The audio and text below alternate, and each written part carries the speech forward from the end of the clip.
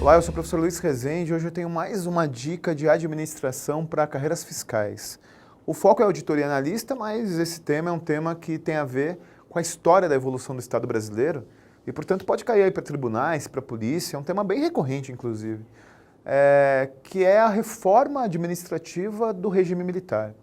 Na verdade, o regime militar, ele tenta superar uma crise administrativa que vem se acumulando desde Vargas, passando por JK, e que se agudizou nos anos 50. Os anos 50 no Brasil, ele mostra uma crise do modelo burocrático. Vamos entender. O modelo burocrático ele foi implementado pelo Getúlio Vargas.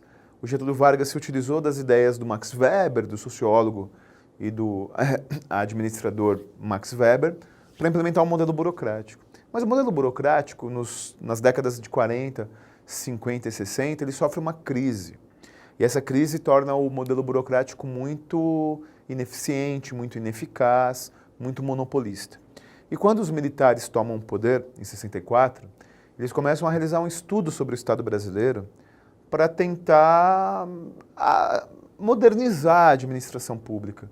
E aí, em 67, finalmente, eles publicam o Decreto-Lei 200. O Decreto-Lei 200 é a base para o que você conhece hoje como administração indireta.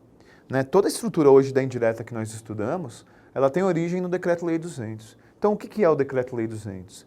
É a reforma administrativa do regime militar. É uma tentativa de implementar no Brasil um modelo administrativo chamado gerencialismo. Mas por que eles não tiveram sucesso? Porque, grosso modo, o gerencialismo é você delegar. E começou-se a delegar, eu falei para você que é a base da administração indireta, começou-se a delegar para entidades que não eram do serviço público, funções que antes eram exclusivas do serviço público, só que sem controle. E quando você começa a delegar sem controle, quando você sai da estrutura da administração direta e da burocracia estatal para a indireta, você não controlando, você tem de volta coisas que o Getúlio Vargas tinha conseguido dar uma estancada nos anos 30, que era improbidade administrativa, nepotismo, desvio de verba pública, uso de verba pública para fins particulares.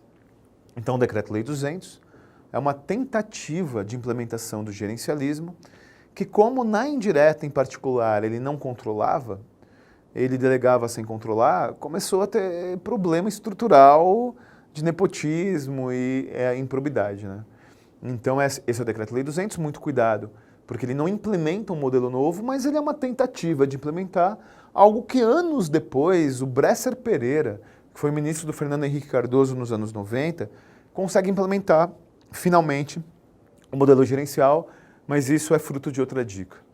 Então, para a gente se entender, Decreto-Lei 200 é a reforma do regime militar, é uma tentativa de superar os vícios, o desgaste do modelo burocrático que é implementado por Vargas, mas que não consegue sucesso na implementação do gerencialismo, justamente porque delega sem controle. E quando eu não controlo, eu tenho vícios de mau uso do verba pública, de nepotismo, de volta para o Estado brasileiro.